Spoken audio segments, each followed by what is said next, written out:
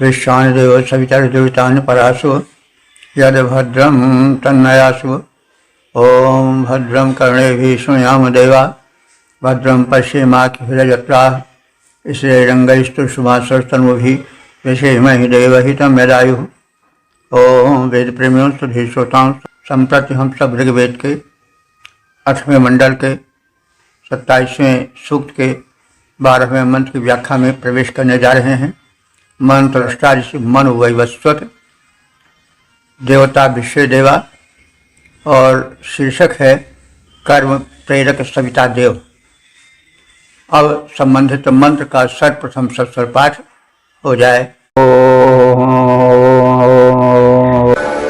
उदश्यवः सविता सप्रणेतजोष्ठादोर्ध्ववरेण्यः निद्विपादश्चतुष्पादो अर्थिनो विश्रन्वत जिष्णवाः। इस 12वें मंत्र में आदित्य मंडल के 12 आदित्यों में सूर्यों में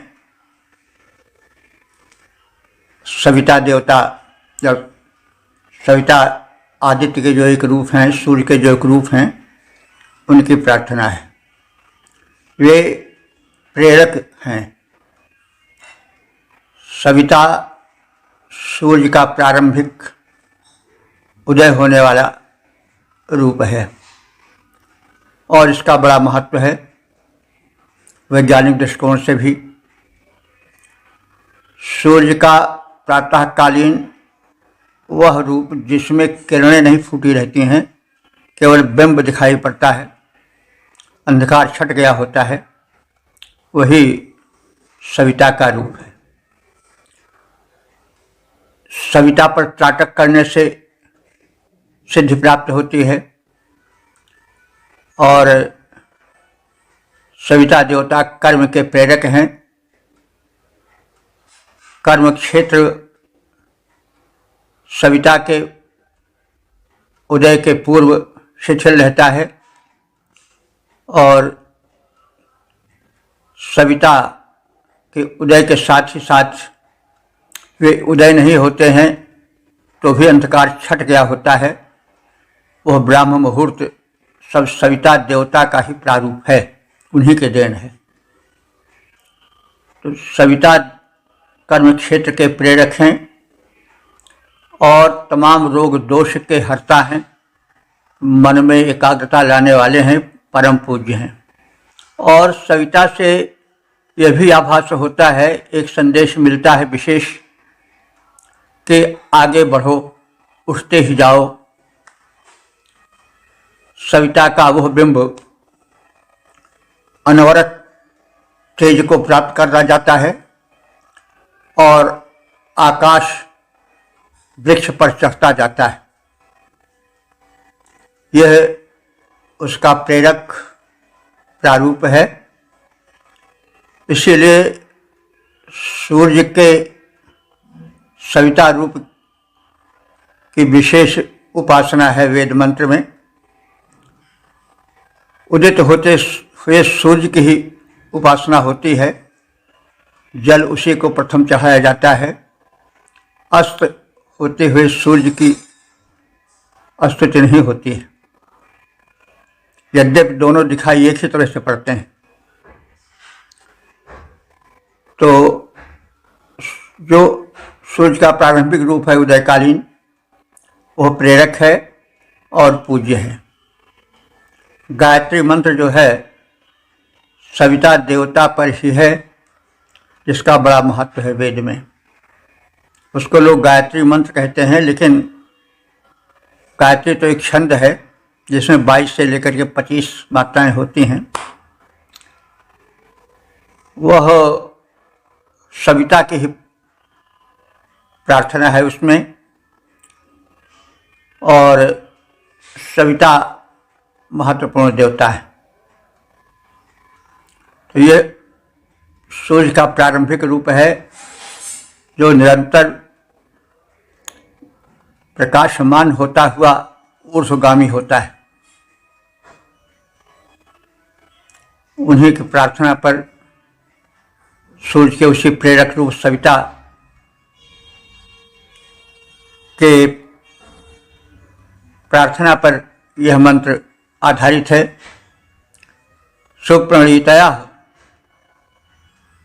माने हे उत्तम नेतृत्व विधायक देव, सविता कर्म प्रेरक सूर्य, उत अवस्थात माने उदय को प्राप्त हो रहे हैं और इस समय अर्थिणा माने धनार्थी अपने उद्देश्यों को पूर्ण करने के इच्छुक अपने अपने कार्यों में संलग्न हो जाते हैं। द्विपादा चाहे दो पैर वाले मनुष्य हों, चाहे चतुष्पादा चार पैरों वाले पशु हों, गाय अश्व आदि, और चाहे पत इष्णवः माने उड़ने वाले पक्षीगण हों। ये अविश्राम माने बिना विश्राम किए हुए ही अपने अपने कार्यों में लग जाते हैं, जग जाते हैं। पशु पक्षी और मनुष्य कर्म में संलग्न हो जाते हैं। इससे सविता सूर्य का या आदित्य का वह रूप है जो कर्म में प्रेरक होता है। हे नायक देवताओं, जब सविता नामधारी सूर्य का उदय होता है तब मनुष्य पशु पक्षी सभी अपने अपने कार्यों में अपने अपने प्रयोजनों की सिद्धि में लग जाते हैं। तो यह सूर्योदय का प्रारंभिक रूप कर्म का प्रेरक और कर्मरत होने का संदेश देता है। अष्टपूज्य है।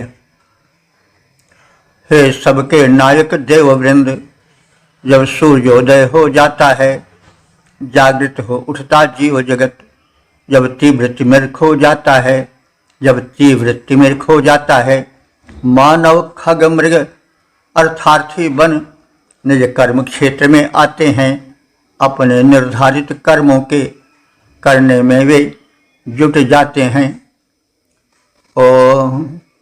8, 27, 13 देवता विश्व देवा शीर्षक प्रार्थना मंत्रों के साथ देवों का आवाहन। अब संबंधित मंत्र का सर्वप्रथम सस्वर पाठ हो जाए। देवन्दे एवं वावसे देवन्दे एवमभिष्टजे देवन्दे एवं हवे भवाजसातजे गृणन्तो देव्याधिया। इस 13वें मंत्र में देवों का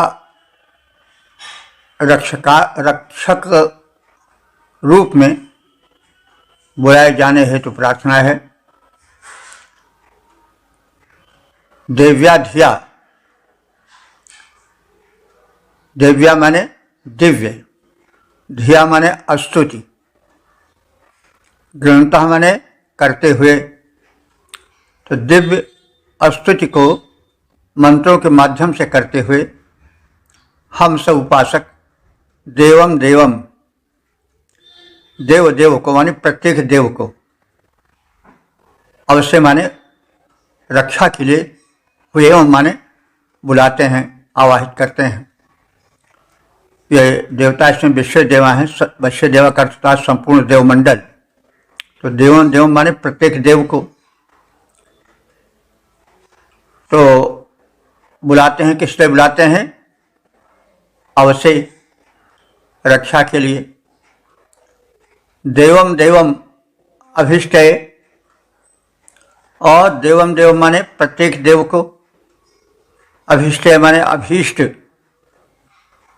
मनोवांछित की प्राप्ति के लिए बुलाते हैं। और देव देवम, देवों के देव को, यानी जो सर्वप्रधान देव हैं, चाहे इंद्र हो या कुछ जिस रूप में माने जाते देव हैं, उनको बाजसातय अन्न प्राप्ति के लिए बुलाते हैं।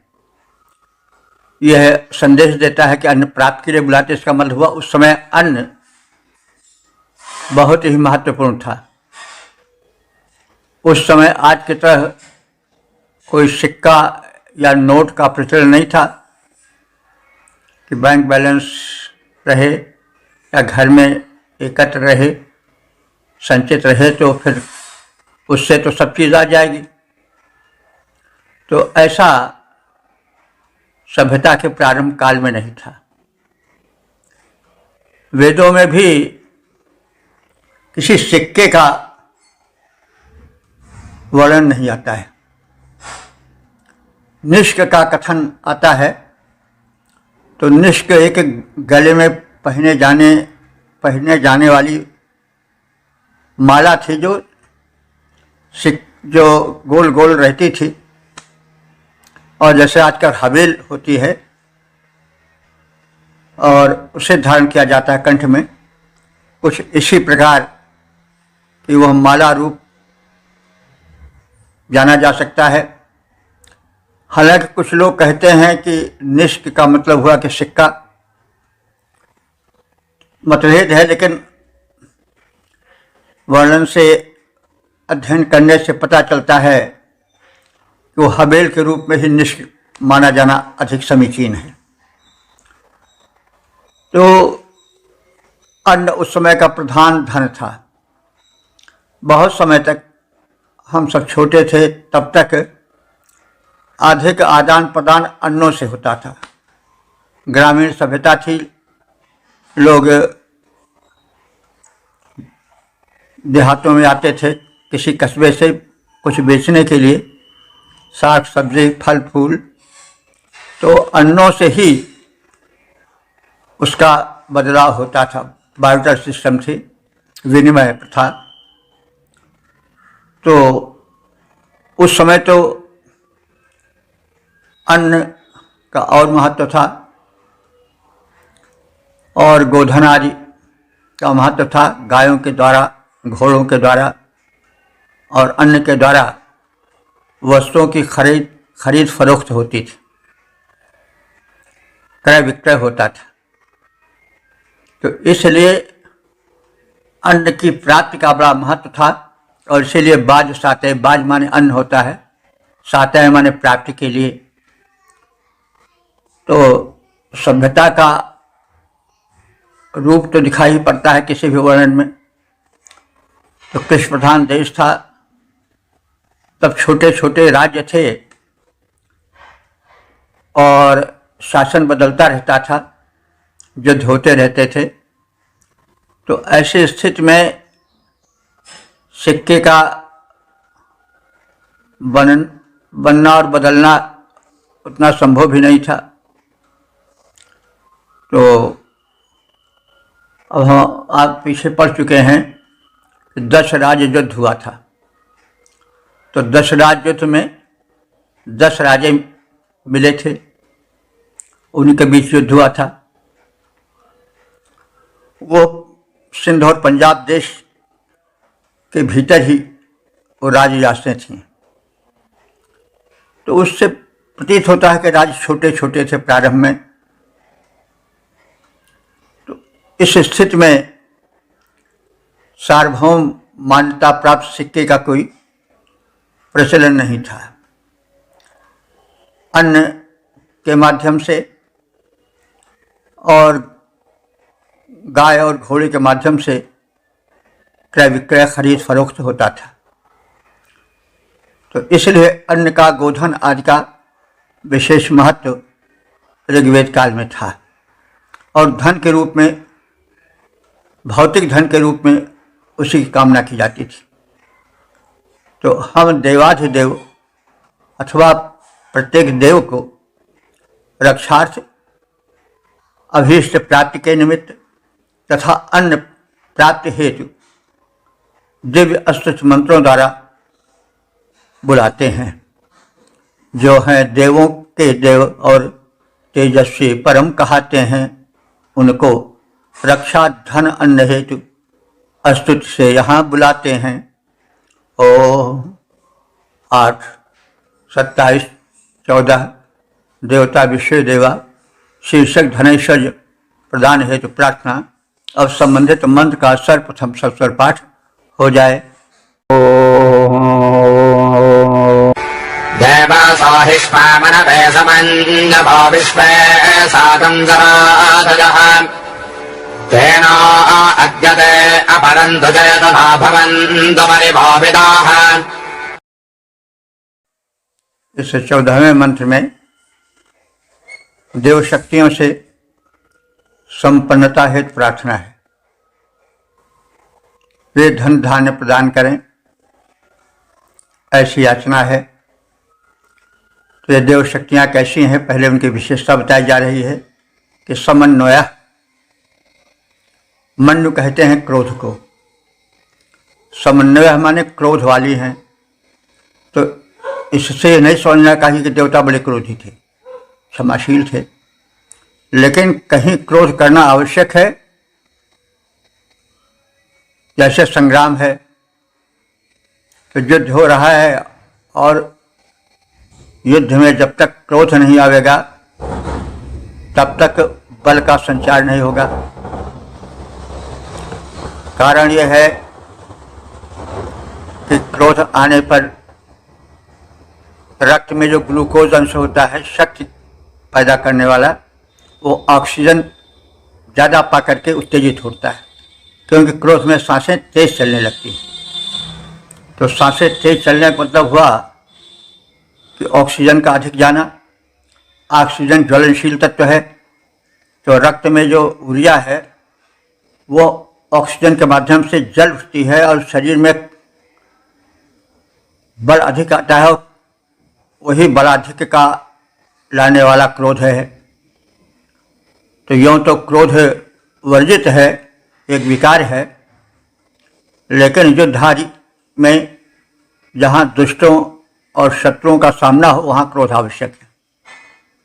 इसीलिए रौद्र रस, रसों में एक रस रौद्र रस भी है, उसका स्थायी भाव है क्रोध या रोष। तो प्रत्येक वस्तु अपने स्थान पर अच्छी भी होती है, प्रसंगानुकूल, और फिर बुरी भी हो जाती है। हम कमज़ोरों पर क्रोध करें तो दुर्बलता है, हम दुष्टों पर और शक्तिशालियों पर क्रोध करें समयानुकूल तो वह गुण है। संग्राम भूमि विराज रघुपति दोनों सहायक कसम से, युद्ध में राम का टमटमाता हुआ मुखमंडल बड़ा आकर्षक लगता है। तो एक ही वस्तु कहीं गुण और कहीं दोष भी हो जाती है समयानुकूल। तो यहाँ देवताओं को समन्वय कहा गया है। मन्यु माने क्रोध, क्रोध से भरा हुआ कहा गया है। तो वह क्रोध से भरा हुआ रूप संग्राम में प्रशंसित होता है। तो ये विश्व देवासा माने जो संपूर्ण देव हैं, वो दुष्टों से संग्राम करने के समय मन्यु माने क्रोध से युक्त हो जाते हैं। तो ऐसे क्रोध से युक्त समस्त देवता मनवे माने राजस मन के लिए अथवा मनुष्यों के लिए साकम सरातः एक साथ धन देने वाले हों। साकम माने साथ, साकम सार्धम, और राति कहते हैं धन को, सब माने समेत। तो वे एक साथ धन देने वाले हों। कौन? जो देव संग्राम भूमि में शत्रुओं पर, दुष्टों पर क्रोध करते हैं, दुष्टों को मार भगाते हैं, उनका धन जीतने वाले के हाथ में आ जाता है। तो वे धन वितरित कर दिए जाते हैं। तो इसीलिए उनको राति माने धन प्रदान करने वाला कहा गया है। वो एक साथ धन देने वाले हो जाते हैं। और अपरम तुचे, और पुनः तुचे कहते हैं पुत्र पौत्रों को, और वे पुनः शांत के क्षणों में भी वरिवो विदा, तुचे माने पुत्र पौत्रों को, वरिवो विदा माने श्रेष्ठ धन प्राप्त कराने वाले हैं और प्राप्त कराने वाले बने रहें। क्योंकि धन धान्य शून्य जीवन नहीं रह जाता है। गरीबों का गुण भी दोष के अंतर्गत आ जाता है। जैसे दीपक सूर्य की ज्योति में क्षीण हो जाता है, उसका महत्व समाप्त हो जाता है, उसी प्रकार से धनहीन का जीवन होता है।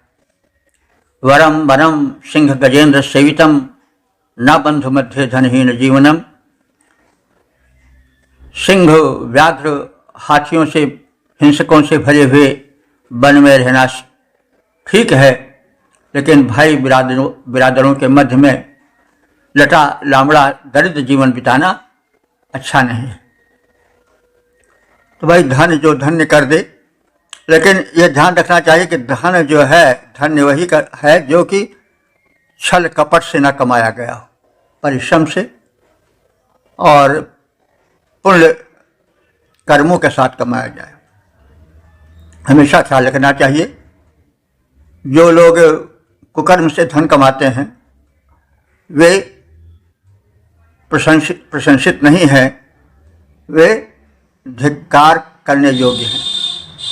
समाज में यह बड़ी कमी है कि लोग अत्याचार से, ठगी से, छल कपट से, झूठ से जो धन कमाते हैं, तो जब ऐसे लोगों की प्रशंसा होने लगती है तो समाज में असंतुलन की स्थिति आ जाती है।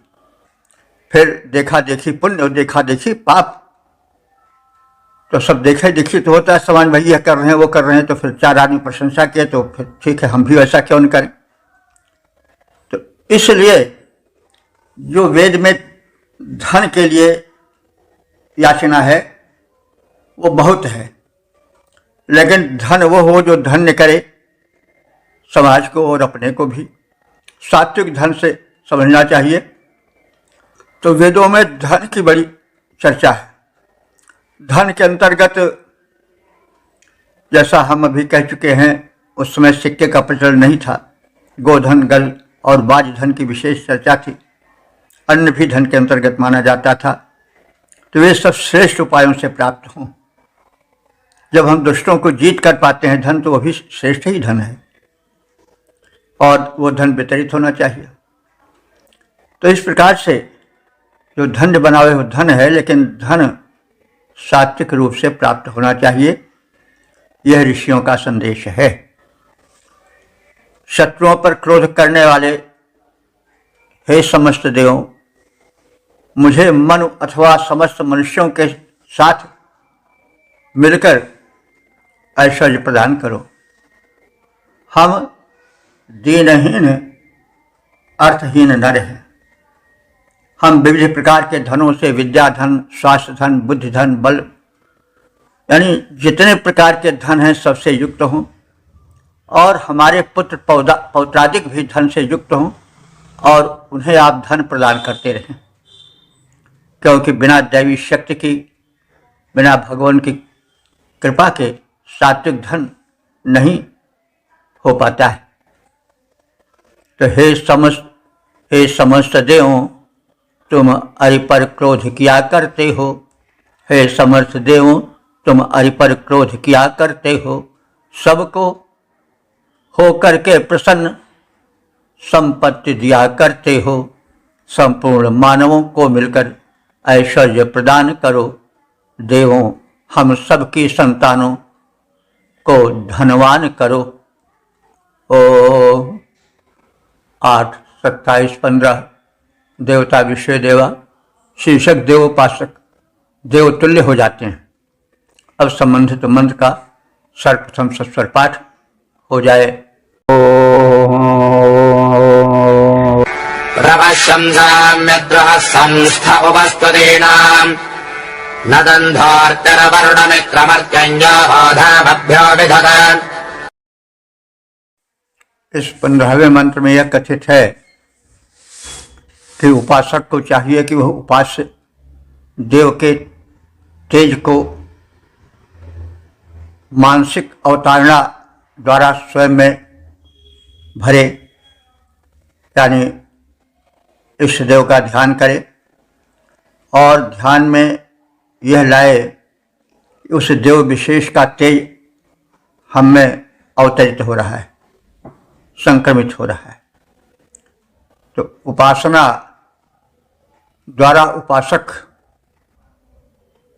उपास्य का तेज प्राप्त करने में सक्षम हो जाता है।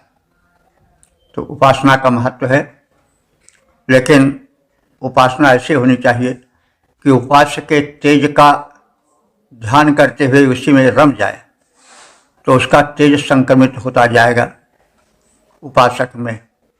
उपासना के ही महत्व फल है,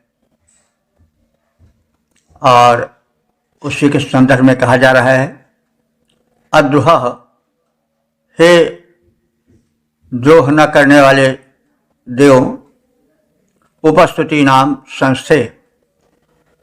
उपस्तुति नाम माने स्तुति के माध्यम से हम तुम्हारे समीप आते हैं। वह संशामी, तुम्हारी स्तुति करते हैं। वरुण मित्र, हे वरुण देवता और मित्र देवता, यह वह धाम भ्य अभिधत, यह माने जो, वह माने तुम्हारे, धामभ्य माने, धाम माने तेज होता है। धाम का अर्थ लोग घर आदि निवास स्थान आदि से लेते हैं, लेकिन इसका अर्थ वेद में प्रायः तेज से लिया जाता है। धाम नाशन निरस्त हुक्म सत्यम परम धीमहि। यह श्रीमद् भागवत महापुराण के मंगलाचरण में है कि हम उस सत्य का ध्यान कर रहे हैं जो कि तेजस स्वरूप है। धामना सैन निरस्त हुक्म, जिसने समस्त पापों को अपने तेज से भस्म कर दिया है। तो धाम माने तेज होता है।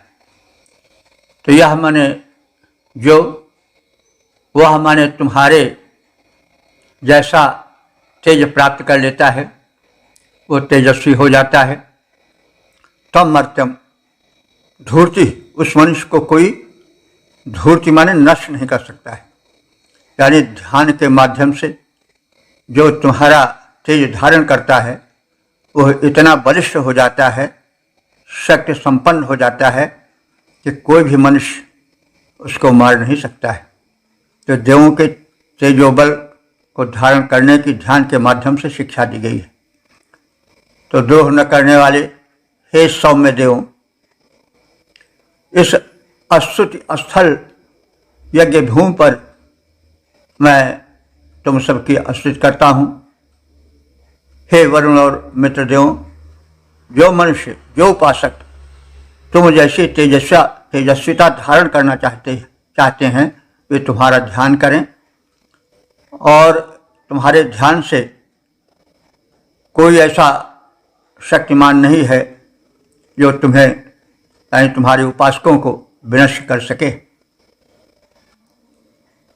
द्रोह न करते हो देवो तुम, हे देव तुम स्वयं तो द्रोह नहीं करते हो। द्रोह न करते हो देवो तुम, सबके हो हितकारी। स्तुति स्थल यज्ञ भूमि पर स्तुति करूं तुम्हारी, जो तुम जैसे ओज तेज से पूरित हो जाता, उसका नाशन इस भूतल पर कोई भी कर पाता। वही उपासक को चाहिए कि वो उपास्य देव के तेज की मानसिक अवतारणा स्वयं में करे और तेजस्वी बने। ओ 8, 27, 16 देवता विषय देवा शीर्षक देवाराधन के फल और संबंधित मंत्र का सर्वप्रथम सस्वर पाठ हो जाए।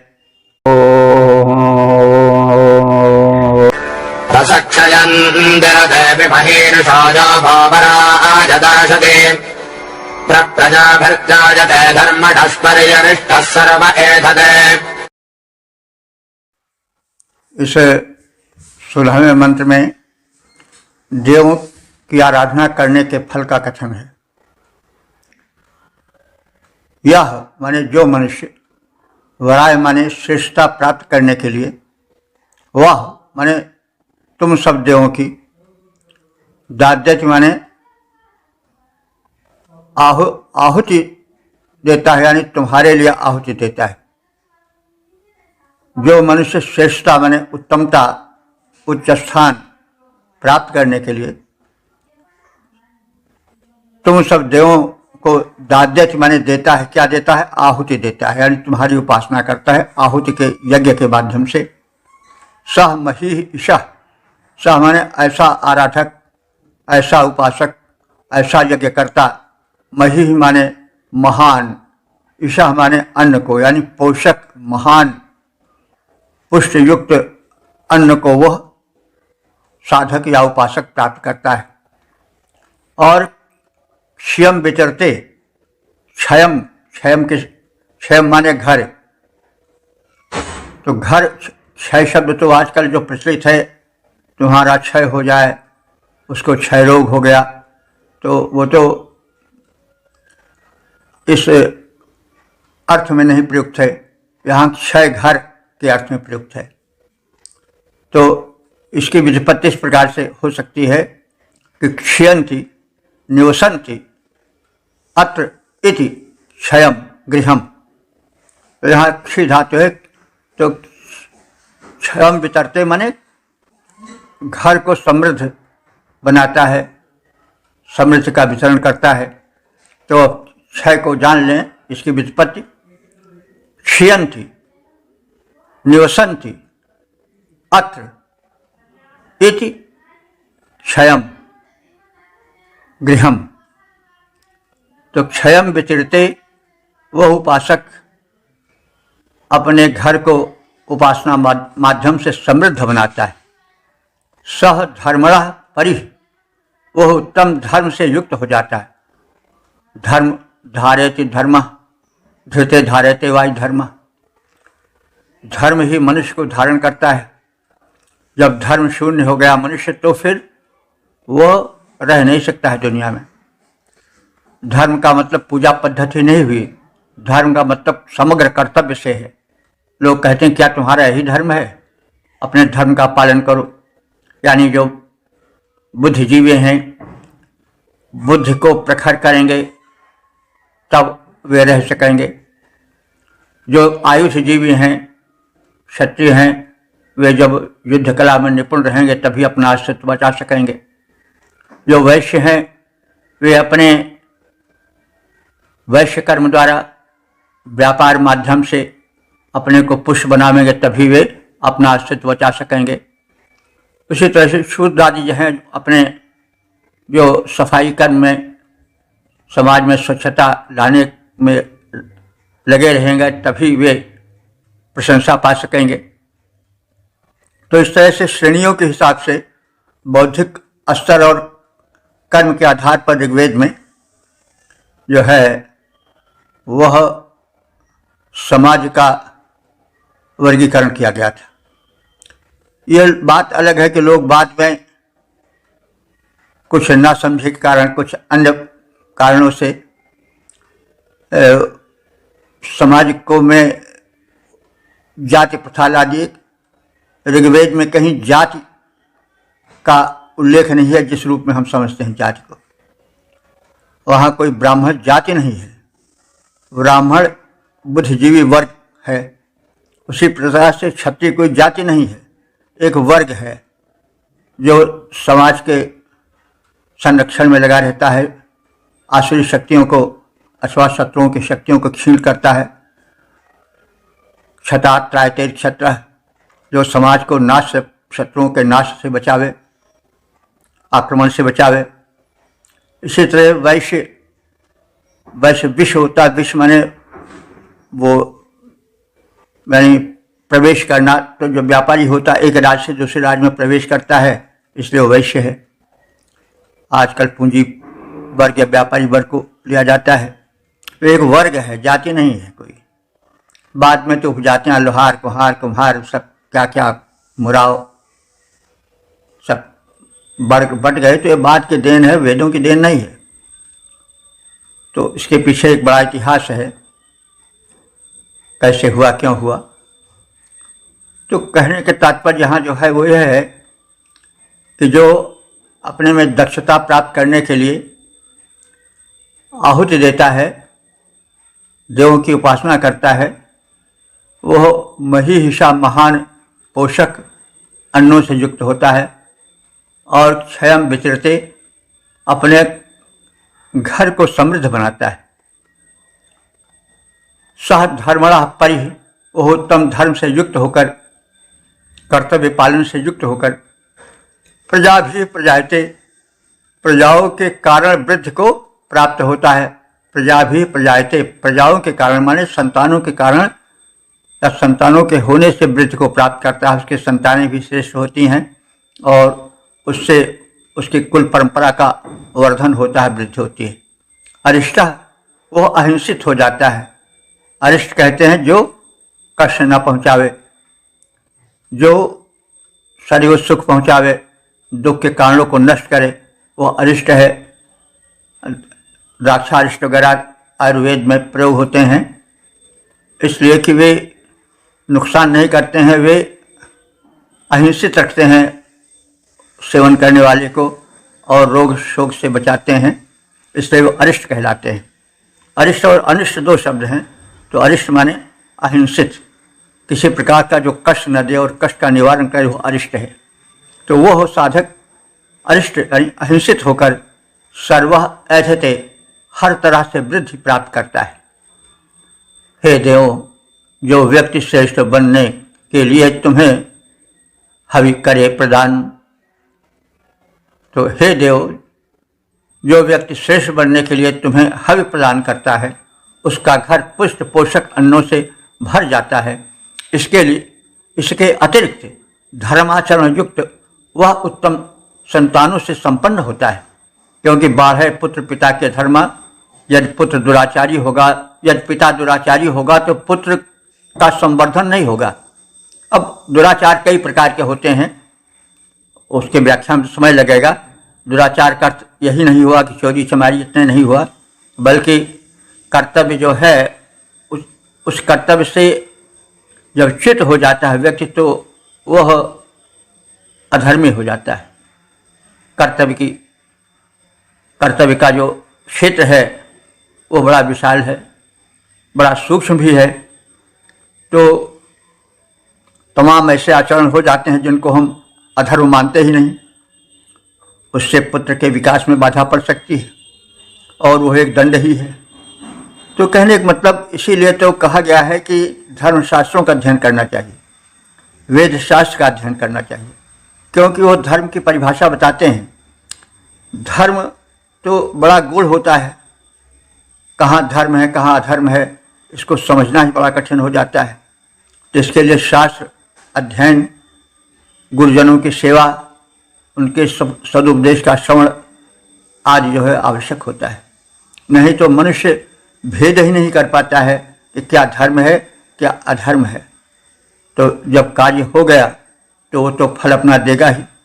जब आग से शरीर स्पर्श करेगा, भूले ही चूक में कौन स्पर्श हो जाए तो जलन तो होगी ही। तो यह नहीं कि हमसे भूल चूक से हो गया तो हम बच जाएंगे पाप से। जो प्रभाव है पाप पुण्य का वो तो डालेगा ही, भिन्न भिन्न रूपों में वो प्रकट होगा। तो यही है ना, सूक्ष्म ही ये क्या धर्मणा गति, धर्म की गति बड़ी सूक्ष्म है। तमाम स्थान है जहाँ हम समझ ही नहीं पाते कि हम गलत कर रहे हैं। तो गहनो ही कर्मणा गति, कर्म की गति बड़ी गहन होती है, बड़ी सूक्ष्म होती है। इसीलिए वेद शास्त्र का अध्ययन और सज्जनों से और साथ साथ जो विशिष्ट ज्ञानी हैं उनसे जो है ज्ञान लेना चाहिए, उनकी संगत करनी चाहिए, उनसे सुनना चाहिए, समझना चाहिए, तब हमें सही धर्म पथ मालूम होगा। लोग धर्म को बस किसी मंदिर में जा कर के शीश झुका लेना, प्रसाद चढ़ा देना, या मस्जिद में नमाज पढ़ लेना, गुरुद्वारे में बैठ कर गुरु ग्रंथ साहब का, इतने तक लोग धर्म समझते हैं। लेकिन धर्म की गति बड़ी गहन है और वह बिना धर्म शास्त्रों के अध्ययन, बिना गुरुजनों विद्वज्जनों के संसर्ग के, उपदेश के, श्रवण के बिना संभव नहीं हो पाता। और धर्माचरण चाहे भ्रम से ही क्यों न हो, और धर्म के साथ साथ अधर्म भी चाहे भूल चूक ही में क्यों न हो, वो फल देता है। धर्म भी फल देता है, अधर्म भी फल देता है। तो कभी कभी दोनों अनजाने में भी हो जाते हैं, लेकिन हो चाहे जिस रूप में, वे अपना प्रभाव तो डालते ही हैं। तो इसीलिए यहाँ पर यह कहा गया है कि जो कर्तव्यनिष्ठ होता है और हव्य प्रदान करता है, अब हव्य का अर्थ देवाराधन के लिए अग्निकुंड में आहुति प्रदान करना तो ही है, लेकिन कर्तव्य समाज में ज्ञान यज्ञ है, तप यज्ञ है, योग यज्ञ है, तो ये सब यज्ञ हैं। इसमें संबंधी आहुति डालना, यानी हम अगर ज्ञान यज्ञ कर रहे हैं, ज्ञान प्राप्त करने की चेष्टा कर रहे हैं, तो वो ज्ञान ही का समझना, वही जो है आहुति डालना है। ज्ञानी के पास जाना, श्रवण करना, फिर तदनुसार आचरण करना, यह सब हवि डालना ही हुआ। तो यज्ञ तमाम हैं, योग यज्ञ, कर्म यज्ञ और सब क्या, दान यज्ञ, सब तमाम यज्ञ कहा गया है गीता में। ज्ञान यज्ञ, तपो यज्ञ, तो योग यज्ञ तथा परे, तो जितने शुभ काम हैं वो सब यज्ञ हैं।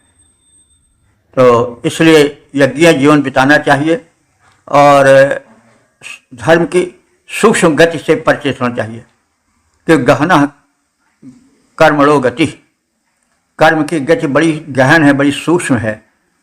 तो यह है उपलब्धि और उसकी प्राप्ति और उसका आचरण बहुत समझदारी मांगता है। तो जो व्यक्ति श्रेष्ठ बनने के लिए हे देवों तुम्हें हव्य प्रदान करता है, उसका घर पुष्ट पोषक अन्नों से भर जाता है। इसके अतिरिक्त धर्माचरण युक्त वह उत्तम संतानों से संपन्न हो जाता है। उसे कोई आहत नहीं कर सकता है। उसकी वृद्धि सर्वतोभावेन होती जाती है। उन्नत होने हेतु तुम्हें देवों जो करता हव्य प्रदान पोषक पुष्ट सदनों से भर जाता, उसका भवन महान धर्माचारी बन जाता है, पाता है उत्तम संतान, उसे न कोई कर पाता है आहत, बन जाता बलवान। ओम 8, 27, 17 देवता विषय देवा शीर्षक है देवोपासना के फल। अब संबंधित मंत्र का सर्वप्रथम सस्वर पाठ हो जाए। हृदय सविन्दते जुधस्सुकेभिर्जात्यध्वनः हरिजमा मित्रो वरुणः सरातजोजन्द्राजन्दे सजोषसः। 117वें मंत्र में देवोपासना के चमत्कारिक फल का कथन है। सरातयः मित्रः वरुणः अर्यमा। जो सरातयः माने रात कहते हैं धन को, रात धन को कहते हैं। रई से रात बना है। सरातयः जो बड़े समृद्ध देव हैं, जो मित्र हैं, जो वरुण नामधारी हैं, जो अर्यमा नामधारी हैं, जो उत्तम धनधारी हैं। सरातयः धन के समृद्धि के साथ जो है मित्र वरुण अर्यमा आदि देव। सजोषसा यम तायन्ते। वे सजोषसा माने संगठित होकर उत्साहपूर्वक यम तायन्ते जिसकी रक्षा करते हैं, वह उपासक, वह व्यक्ति विशेष योद्धा माने युद्ध के रीते माने बिना, रीते अर्थ होता है बिना के अर्थ में, तुम रीते कोश मम, तुम्हारे अलावा मेरा कौन है। तो सह माने वह उपासक, योद्धा रीते यानी युद्ध के बिना ही, विंदते माने उपलब्धियों को प्राप्त कर लेता है। सुगे भी उत्तम गतियों से वह अध्वनः याति, सुमार्ग पर चलता है, यानी सुमार्ग जो सन्मार्ग है वह उसके लिए सरल हो जाता है, सुगे भी सरल हो जाता है। वैसे धर्म मार्ग पर, सन्मार्ग पर चलना कठिन होता है,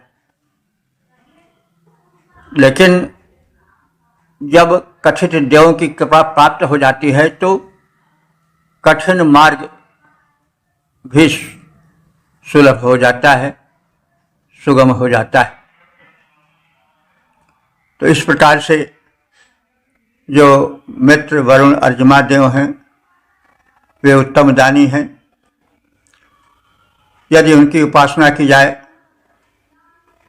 तो वे रक्षा करते हैं और उनका उपासक बिना युद्ध के, बिना किसी लड़ाई झगड़े के सन्मार्ग पर चलने की शक्ति प्राप्त कर लेता है। और जब मार्ग अध्वन मार्ग जब सुमार्ग रहेगा तो धन अपने आप आवेगा। सन्मार्ग क्या है? श्रम करना और श्रेष्ठ जो सच्चे रास्ते हैं उन पर चलना, जो है उद्यम करना, बुरी आदतों से दूर रहना, तो यही सब सन्मार्ग है। तो इससे अर्थ प्राप्त होता है। अगर मार्ग कुमार्ग हुआ तो अर्थ, धन, ऐश्वर्य नहीं प्राप्त होगा। और प्राप्त मान लीजिए जैसा आजकल कुछ लोग कहते हैं पाठ प्राप्त भी हो गया, चोरी से, चमारी से, जुए से, घूसखोरी से या अन्य जमाखोरी से, तो फिर वह कभी न कभी फूट कर निकलता ज़रूर है। छापा पड़ गया, चोर डकैत हो गए, लूटने के लिए हो गए, उस धन के कारण उस पर प्रहार करने वाले हो गए, तो किसी न किसी रूप में वो धन चला भी जाता है। बाल बच्चे जो हैं वो कुमार्गी निकल गए, जुआरी शराबी निकल गए, तो जो धन है वह चला भी जाता है, इसमें संदेह नहीं है। हालांकि आगे पीछे सच्चे को भी सफलता मिलती है और जो दुराचारी है उन्हें कष्ट भी मिलता है। फल जरूर मिलता है, किसी को तत्काल मिल जाता है, किसी को कुछ देर में मिलता है, किसी को बहुत देर में मिलता है, लेकिन मिलता अवश्य है। तो उत्तम दानी मित्र वरुण और अर्यमा देव, ये सब आदित्य मंडल के हैं सदस्य, मिलकर जिसकी रक्षा करते हैं वह उपासक बिना युद्ध के ही धन प्राप्त कर लेता है। युद्ध से मतलब यही नहीं हुआ कि हरदम अस्त्र शस्त्र लिए रहे, मतलब पहले युद्ध होता था, यह तो ऊंचे स्तर की बात है, और जो विजित का धन था वो जो विजयी होता था उसको मिल जाता था। लेकिन युद्ध को व्यापक अर्थ में लेना चाहिए। हम श्रम से जब किसी वस्तु को प्राप्त करने की चेष्टा करते हैं तो भी युद्ध ही हो गया। जो श्रम करते हैं वो भी युद्ध ही है। इसी प्रकार से सन्मार्ग में भी श्रम, निष्ठा, कष्ट सहन, ये सब युद्ध ही है। वैसे वो युद्ध भी है। आज भी पहले भी विजयी जो था वह विजित के धन धान्य पर अधिकार कर लेता था। तो युद्ध कई प्रकार के होते हैं, कई स्तर के होते हैं और उससे प्राप्ति ही होती है। लेकिन यहाँ पर कहा जा रहा है कि मित्र वरुण और अर्यमा जो देव हैं, ये जिसके रक्षक बन जाते हैं उसको धन धान्य सुलभ हो जाता है। और यह भी माना जाता है आज भी पहले भी कि तुम कृपाल जा पर अनुकूला ताहिन व्याप्त त्रिविध भवशूला, और उसे सब कुछ मिल जाता है। तो एक भगवत कृपा भी एक अंग है एक सिद्ध और साफल्य प्राप्त करने का। तो इसे भी लोग अपने व्यक्तिगत जीवन में देखते होंगे कि लोग मनौती करते हैं, उनकी मनौती पूरी भी होती है। तो एक दैवी कृपा भी होती है। लेकिन जब वो एकांगी हो जाते कि बस दर्शन कर लेने से काम हो जाएगा, तब काम हो जाए यह निश्चय नहीं रहता। लेकिन यदि व्यक्ति जो है उस सन्मार्ग पर चल रहा है और किन्हीं कारणों से पूर्व काल के संस्कारों से उसे कष्ट भी मिलता है, तो कष्ट कुछ देकर जाता है और वो सहज रूप से सिद्धि भी प्राप्त कर लेता है, धन धान्य प्राप्त कर लेता है और प्रगतिशील बनकर सतपथगामी होता है। और सच्चे रास्ते पर चलने पर फिर धन नाश की गुंजाइश नहीं रह जाती। अब बात अलग है कि सत्य को सूक्ष्मता से जानना चाहिए कि सत्य क्या है। सत्य है कि हम किसी को निरर्थक कष्ट न दें। कष्ट देना भी बुरा नहीं है, वही चीज़ है नहीं कि अगर वो सही भावना से दिया गया हो, हित की भावना से दिया गया हो। तो इसलिए सूक्ष्म धर्म से गति, धर्म की गति बड़ी सूक्ष्म है और उसके लिए वेद, उसके लिए अध्ययन और सत्संगत परम आवश्यक है। तो उत्तम दानी मित्र वरुण आदि और अर्यमादि देव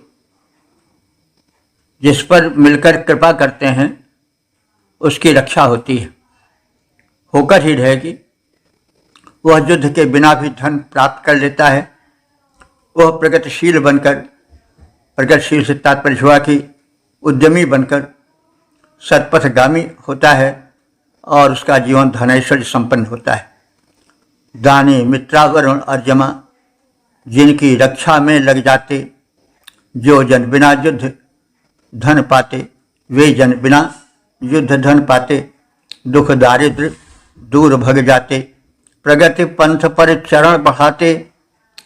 सतपथगामी हैं कहलाते, जीवन धन्य बनाते, अपने प्रगति पंथ पर बढ़ते जाते।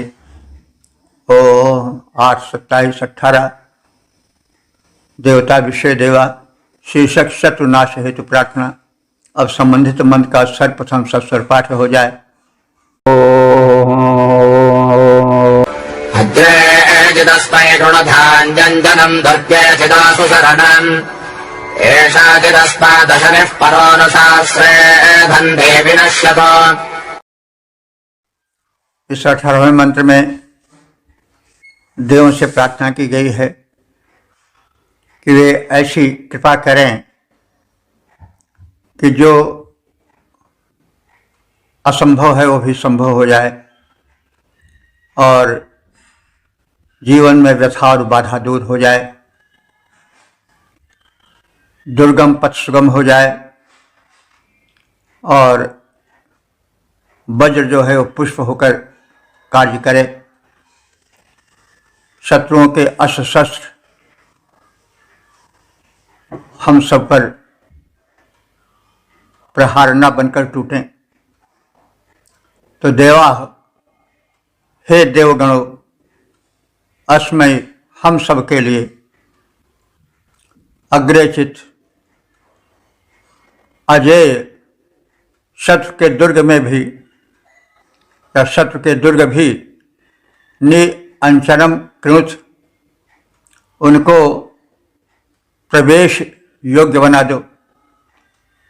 युद्ध काल था ही दुर्ग जो है वो इतना सुरक्षित होता था कि उसमें प्रवेश सरल नहीं था, लेकिन मंत्रदृष्टा ऋषि कह रहा है, उपासक कह रहा है कि हे देव, हम सबके लिए जो अजय शत्रु के दुर्ग हैं उनमें भी निअंचनम कृत, हमारा प्रवेश सुलभ कर दो। निअंचनम कृत, प्रवेश सुलभ कर दो। दुर्गे चित, दुर्ग कहते हैं कठोर, कठिन, दुर्गम। तो दुर्गे चित माने दुर्गम स्थल में भी सुशरणम, हमारा मार्ग सरल कर दो, सुगम कर दो, अगम को सुगम कर दो। ऐसा अशनि, और शत्रु के जो ये अशनि हैं, अशन माने वज्र या वज्रतुल अस्त्र हैं, अश्वधंती, वे बिना क्षतिग्रस्त किए ही हमें सुरक्षित रखें, यानी हम पर उनका प्रहार, हमको उनका प्रभाव प्रभावित न कर सके, हमारा शरीर उनसे सुरक्षित है। और परह, जो हमारे शत्रु हैं वे हमसे दूर रहें। तुम्हारी कृपा हम पर बनी रहे कि हमसे शत्रुता करने वाले हमसे दूर बने रहें, और प्रहारकर्ता के प्रहारक अस्त्र शस्त्र निष्प्रभावी हो जाए, हमारे लिए दुर्गम पथ भी सुगम हो जाए, और शत्रुओं के दुर्ग जो हैं, जो दुष्प्रवेश हैं, वो भी हमारे लिए सरल हो जाएं। तो भाई यह आपकी कृपा हो, और भगवत कृपा होने पर सब कुछ संभव हो जाता है। गोपद सिंधु अनल शीतलाई, तो जा पर कृपा करें रघुराई, तो उसके लिए समुद्र गोपद गाय के खुर में बने हुए जो थोड़ी से चिन्ह रहते हैं, और उसमें भरा जल को जैसे पार किया जा सकता है, वैसे जब भगवत कृपा होती है तो समुद्र जो है गोपद गाय के खुर के जो थोड़ी सी गाय के खुर से जो थोड़ा सा गड्ढा बन जाता है, उसमें भरा हुआ जल जैसे लांघने में कोई कष्ट नहीं दे पाता है, वैसे ही सिंधु समुद्र महासागर हमारे लिए सुगम हो जाए, अनल आग भी शीतल हो जाए। गोपद सिंधु अनल शीतलाई, जा पर कृपा करें रघुराई, गोपद सिंधु अनल शीतलाई। और इसी प्रकार से जो और संकट हैं वो सब बड़े सरल हो जाते हैं। तो हे देवों, शत्रु के अजय दुर्ग एवं दुर्गम स्थल तुम्हारी कृपा से हमारे हेतु विजय करने योग्य हो जाएं। भले शत्रु अजय हों, कठिन हों, उनके दुर्ग बड़े ही दुर्गम हों, लेकिन तुम्हारी कृपा ऐसी हो कि हमारे लिए वो सुगम बन जाएं, सुप्रवेश बन जाएं। शत्रुओं के वज्र हमारे लिए और हमारे वीरों के लिए, सैनिकों के लिए, योद्धाओं के लिए सरल हो जाएं, और वे हमें क्षतिग्रस्त न कर सकें और स्वतः नष्ट हो जाएं। दुर्ग अजय शत्रु के दुर्गम जय बने, हम उनमें घुस पाएं, सुप्रवेश हो जाएं, दुर्गम पंथ सुगम होते जाएं। घातक अस्त्र शत्रु के हम पर सफल नहीं होने पाएं, कर न सकें क्षतिग्रस्त हमें, वे स्वतः नष्ट होते जाएं। वही है भगवत कृपा में बड़ा बल होता है। यह वैदिक युग का ऋषि भी कह रहा है और उससे प्रभावित जितने संत महात्मा या कवि लेखक हुए वो भी कहते हैं। महात्मा तुलसीदास जी तो बार बार कहते हैं कि तुम कृपाल जा पर अनुकूला ताहिन व्याप्त विद भवशूला। और सारे सुख और सुविधाएं उससे प्राप्त हो जाती हैं। जैसे कहा गोपद सिंधु अनल सिताई गरु सुमेरु रेणु समताही राम कृपा कर चितमय जाही।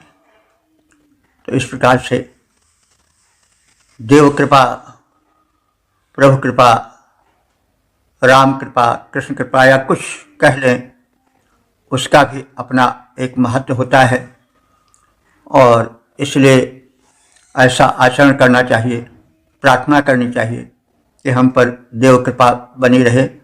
प्रार्थना का बल इसमें संकेतित है और पुरुषार्थ अपने स्थान पर है और प्रार्थना में एक बल होता है, वो अपने स्थान पर है। इसलिए पुरुषार्थ के साथ प्रार्थना भी आवश्यक है, क्योंकि प्रार्थना नहीं होती है तो मनुष्य में अहंकार जमता है। तो इस तरह से हमें अर्थ के दुर्ग में प्रवेश करना चाहिए और प्रार्थना करनी चाहिए कि हमारे जीवन की कठिनाइयाँ देव कृपा से दूर होती रहें, हम उद्यमशील बने रहें और कोई आवश्यक नहीं कठिनाई जो उद्यम नहीं करेगा उसके पास नहीं आवेगी, या जो उद्यम करता है उसके पास आवेगी। जो उद्यम करता है उसके पास तो आती ही है। और भी भिन्न भिन्न प्रकार की घटनाएं आती हैं। मनुष्य जिनसे परिचित नहीं रहता है, जिनकी वो कल्पना भी नहीं कर पाता, वैसी कठिनाइयाँ भी आ जाती हैं जीवन में किन्हीं कारणों से। तो वे सब कठिनाइयाँ जो ज्ञेय हैं और अज्ञेय हैं, जो सहज रूप से आ जाती हैं, बिना बुलाए आ जाती हैं, वे सभी प्रकार की कठिनाइयाँ हम सबसे दूर रहें। और जो देव शक्तियाँ हैं वे सर्वज्ञ हैं, इसलिए उनसे स्तुति करना आवश्यक है कि जो हमसे शत्रुता रखते हैं, द्वेष रखते हैं, उनके भयंकर कूट कपट जाल से हम सब तुम्हारी हे देव अनुकंपा से सुरक्षित रहें, तो हमारा पथ प्रशस्त करते रहो। ओम 8, 27, 19 देवता विषय देवा शीर्षक अहरनिश कल्याण की कामना। अब संबंधित मंत्र का सर्वप्रथम सस्वर पाठ हो जाए। यदत्यसूर्य उद्यते प्रयक्षत्रारतं दधात् यन्निम्रज प्रबुधे विश्ववेदसो यद्वा मध्यन्ति मे दिवः। इस 19वें मंत्र में यह कथित है कि देव पुरुषार्थी उद्यमी के रक्षक हैं और प्रार्थना है कि उद्यमियों के पथ में आने वाले संकट, आने वाली बाधाएं दूर रहें और देवगण रक्षा करें। उद्यम करने में आने वाली बाधाओं को वे दूर करें। प्रिय क्षत्राः विषय वेदसाः। प्रिय क्षत्राः माने अनिष्ट को दूर करके जो पुरुषार्थी हैं उनसे प्रेम करने वाले। विश्व वेदसाः माने सर्वज्ञ देव। अद्य यत् सूर्य उद्यत, आज जब सूर्य उदय हो रहा हो, यत् निमुच अथवा जब वो निमुच माने अस्त हो रहा हो, प्रबुद्धि माने प्रबोध काल में यानी उषा काल में, यद्वा माने अथवा दिवः मध्यम दिने, दिन के मध्य काल में, ऋतम दधे, ऋतम दध, ऋतम माने अपने सत्य स्वरूप कल्याण को धारण करो, कल्याण का ध्यान रखो। इसका मतलब हुआ कि हे देव, हम लोग उद्यम कर रहे हैं और आप सर्वज्ञ हो। जब सूर्योदय हो रहा हो, सूर्यास्त हो रहा हो, अथवा उषा काल हो, अथवा दिन का मध्याह्न काल हो, हमारा कल्याण करते रहो। किसी समय में हम संकटों से ग्रस्त न हो। हम उद्यमी हैं और उद्यमियों का तुम ध्यान रखो, क्योंकि उद्यम करने में, पुरुषार्थ करने में संकट ना आवे ऐसा नहीं हो सकता है।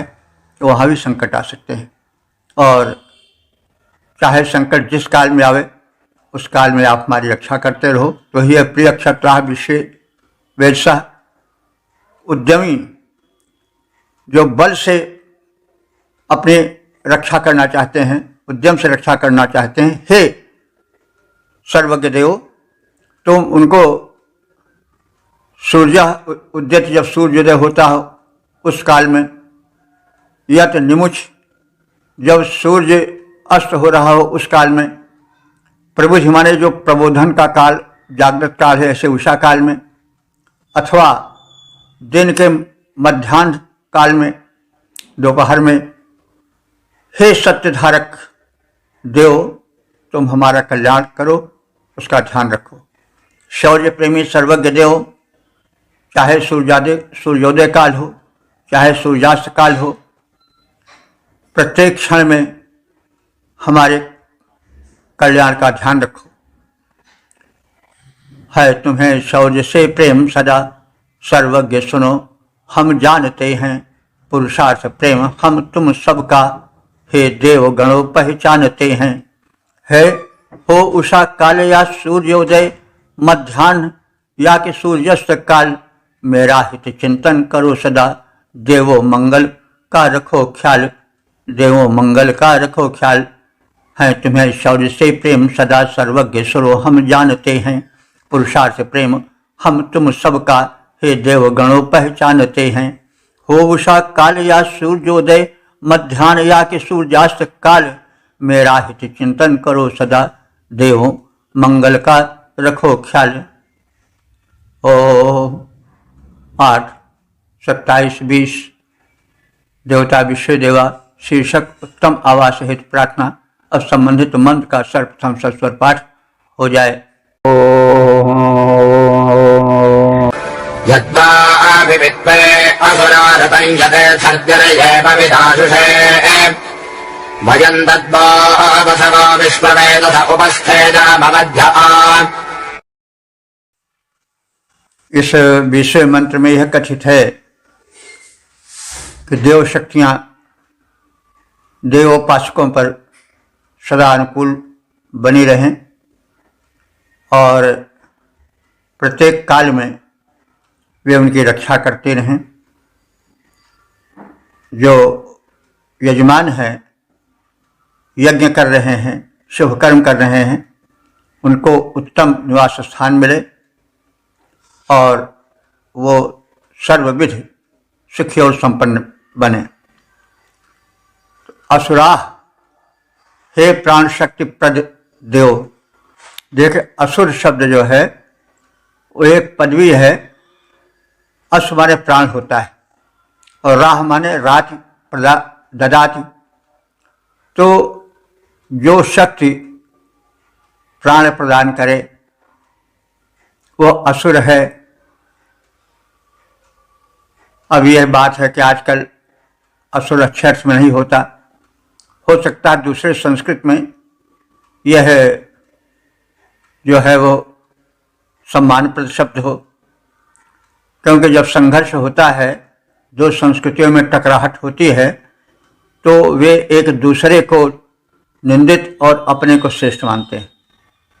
तो जो लोग मतलब पहले देखे, इसको हम कई बार कह भी चुके हैं कि पहले असुर जो था वो देववृंद अपने को कहता था, क्योंकि असुर शब्द शक्तिवाचक है, जिसमें प्राण शक्ति हो। कहते ईश्वर जान ही नहीं, बड़ा जानवान है,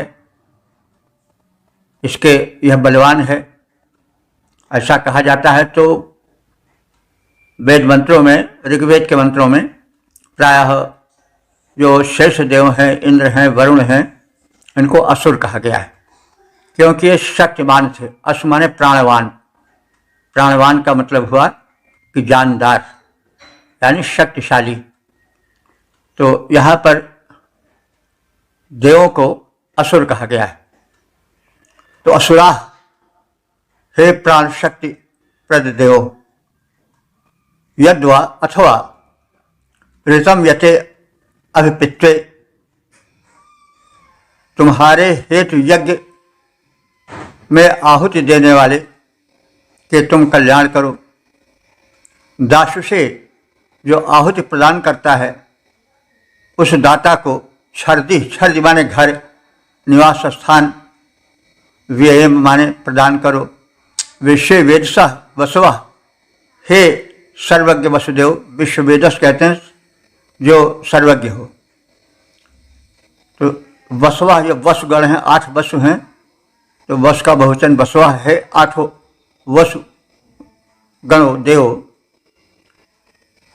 सर्वज्ञ वसु देवताओं, वह मध्य उपस्थेयम, तुम्हारी कृपा हो हम महान बने और तुम्हारे बीच में बैठें, तुम्हारे बीच में सम्मानजनक स्थान पावें। हे प्राण शक्ति प्रदायक देव, अपने निमित्त आहुति प्रदान करने वाले यजमान को, यानी अपने निमित्त से मतलब वह अपने हित हेतु जो यज्ञ करते हैं कि हमारा कल्याण हो, तो वे जो याज्ञिक हैं, जो अपने कल्याण को चाहते हैं और तुम्हें तदर्थ आहुति प्रदान करते हैं, ऐसे यजमानों को तुम उत्तम आवास प्रदान करो। हे सर्वज्ञ वसुदेवो, हमें तुम्हारे मध्य में प्रिय स्थान मिले, यानी हम अपने को इस योग्य बनावें कि तुम्हारी कृपा के भाजन बने और तुम्हारे मध्य हम अच्छे रूप में, एक उत्तम भक्त के रूप में स्थान पावें। हे प्राण शक्ति भरने वाले, हे देवो, तुम अतिशय महान। वे जो यजमान तुम्हें आहुति सादर करते रहते प्रदान, उनको आवास प्रदान करो जो हो उत्तम शोभायमान। वसुओ सर्वज्ञ, मिले हमको तुम सबके मध्य सुखद स्थान। ओम 8, 27, 21 देवता विश्वदेवा। शीर्षक है यज्ञकर्ता को संपन्नता मिले। अब संबंधित मंत्र का सर्वप्रथम सस्वर पाठ हो जाए। यदत्यसोर उदिते जन्मभ्यन्दिन आतुषे वामन्थक्षमनवे विश्ववेदसो जुह्वानाद प्रजयदसे। इस 21वें मंत्र में कहा गया है कि जो यजन करता है, यज्ञ करते हैं, शुभ कर्म करते हैं और प्रातः मध्याह्न काल में और सायंकाल में जो तुम्हारा स्मरण करते रहते हैं, यज्ञ करते रहते हैं, शुभ कर्म करते रहते हैं, वे सदैव संपन्न बने रहें। क्योंकि जीवन का लक्ष्य है सुख और समृद्ध संपन्न होना। तो संपन्न वे बने जो कि तुम्हारे शरणागत हैं और तीनों समयों में कर्मरत रहते हैं, उद्यमरत रहते हैं, यज्ञ करते हैं। यज्ञ करने का अर्थ हुआ साधारण रूप में यह है कि शुभ कर्म करते हैं, पूरे दिन भर शुभ कर्मों में, उद्यम में, पुरुषार्थ में लगे रहते हैं।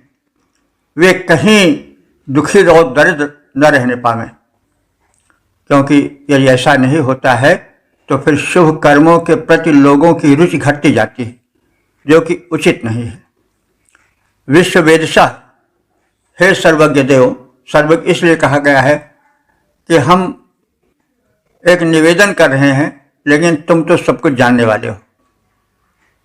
तो विश्व वेदशाह, विश्व माने संपूर्ण, वेदशाह माने ज्ञान रखने वाले, हे सर्वज्ञ देवों, यत माने जब, अद्य सूर्य उदिते, आज सूर्य के उदय हो जाने पर, यत निमृचि, जब सूर्य निमृच माने अस्त हो रहा हो, यत मध्याह्न दिने, जब सूर्य मध्याह्न काल में हो, आतुच, जब सूर्य अस्त काल में हो, जिह्वानाय, जो याजक ज्ञानी हैं, और जिह्वानाय माने यज्ञ करने वाले हैं, प्रचेत से माने ज्ञानी हैं, प्रचेतस या प्रचेता शब्द प्रकृष्ट रूपेण चेतयति इति प्रचेता, जो उत्कृष्ट ज्ञानी हो उसको प्रचेता कहते हैं।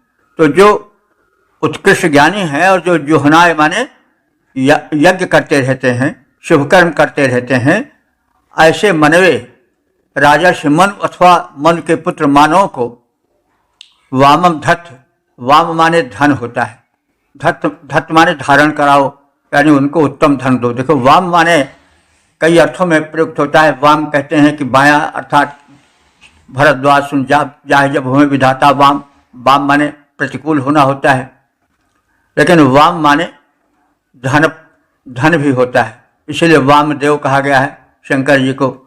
तो इसका अर्थ समझ लीजिए कि वो धन प्रद हैं, इसलिए वाम कहे जा रहे हैं। तो शब्दों में हेर फेर होता रहता, अर्थों में भी होता रहता है। तो अर्थ का वास्तविक ज्ञान, शब्दों का की वार्षिक पहचान, वास्तविक पहचान अध्ययन से होती है। तो वाम माने होता है बायां, बाएं का मतलब हुआ प्रतिकूल, और वाम माने होता है धन। तो यहाँ पर वाम माने हुआ धन, तो वामम धत्त, हमको उत्तम धन, धत्त माने धारण कराओ। हे सर्वज्ञ देव, सूर्योदय, सूर्यास्त तथा मध्याह्न कालों में जो यजन करने वाले हैं, जो उपासना करने वाले हैं, ऐसे मनु ऋषि अथवा मन पुत्र मनुष्यों को तुम उत्तम धन प्रदान करो, वे धन से वंचित न रहें, वे समृद्ध बने। सूर्योदय या मध्याह्न काल अथवा हो वह दिवसावसान जो यजन कर रहे हों, उनको उत्तम वैभव कर दो प्रदान। इस प्रकार से उद्यमियों को धन मिले, शुभकर्मियों को धन मिले, उससे समाज में अच्छा संदेश जाता है। जब दुष्कर्मी धन पाता है तो समाज में एक नकारात्मक संदेश जाता है कि भाई वही कर्म किया जाए जिससे धन मिले। तो कोई 420 से लुटेरे से, ठगी से धन प्राप्त करता है तो फिर लोग सभी शुरू कर देते हैं, जैसे आजकल विशेष रूप से हो रहा है। तो वैदिक ऋषि प्रार्थना करता है कि हे देवों, तुम उन्हीं को धन वैभव प्रदान करो जो तीनों कालों में प्रातः, मध्याह्न और सायंकाल शुभ कर्म कर रहे हों, यजन कर रहे हों, यज्ञ कर रहे हों। तो यज्ञ विशेषतम कर्म, श्रेष्ठतम कर्म भी यज्ञ है। केवल आहुति डालना ही नहीं, बल्कि यावत शुभ कर्म है सब यज्ञ हैं। तो यज्ञशील मानव सुखी रहें, संपन्न रहें, उनको उत्तम वैभव, धन धान्य प्राप्त हो, यह इस मंत्र में कथित है।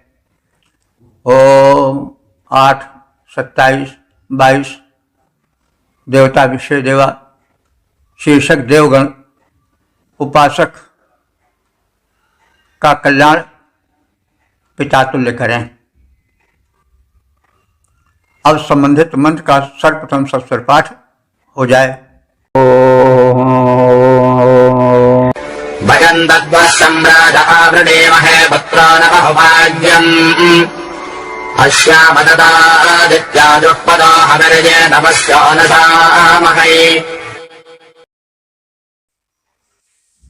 इस 22वें मंत्र में, क्योंकि समापन का मंत्र है, उसमें देवताओं से यह याचना की गई है कि वे हम उपासकों को धन दें, उत्तम धन दें, ताकि हम परोपकार करें, सामाजिक स्थलों पर सामाजिक कल्याण हेतु हम दान कर सकें, और साथ ही साथ हम तुम्हारी कृपा प्राप्त करते चलें। कैसे? जैसे पुत्र पिता की कृपा प्राप्त करता है, वैसे ही हम तुम्हारी कृपा प्राप्त करें। तो ये जो है वो समापन रूप में, निष्कर्ष रूप में कहा जा रहा है कि हम धन धान्य प्राप्त करें, प्रभु की कृपा वैसे ही प्राप्त करें जैसे पुत्र पिता की कृपा प्राप्त करता है। साथ साथ हम प्राप्त धन से सामाजिक कार्य संपन्न करते रहें। हमारी जो समृद्धि है, जो धन है, वह केवल उदर भरण तक या एक सीमित अपने ही ऐश्वर्याराम में न लगे। तो यह वेदों का बड़ा भारी संदेश है। शतहर्ष समाहर्ष सहस्र हर्षम संकेत। आप परिश्रम से धन कमाओ, लेकिन उसके वितरण में 10 गुना श्रम करो, 1000 गुना श्रम करो। तो यह वैदिक संदेश है। इस संदेश से यदि समाज चले तो समाज में दुख दारिद्र्य या संघर्ष न रह जाए। सम्राजा, हे सम्राट तुल्य तेजस्वी देव। सम्राज का अर्थ हुआ कि सम्यक राजते इज सम्राजा, जो अपने तेज से सुशोभित हो, सम्यक रूपेण वही सम्राट है। सम्राट भी ऐसे होता है क्योंकि सम्राट जो होता है वो राजाओं का राजा होता है, उसमें अत्यधिक तेज होता है।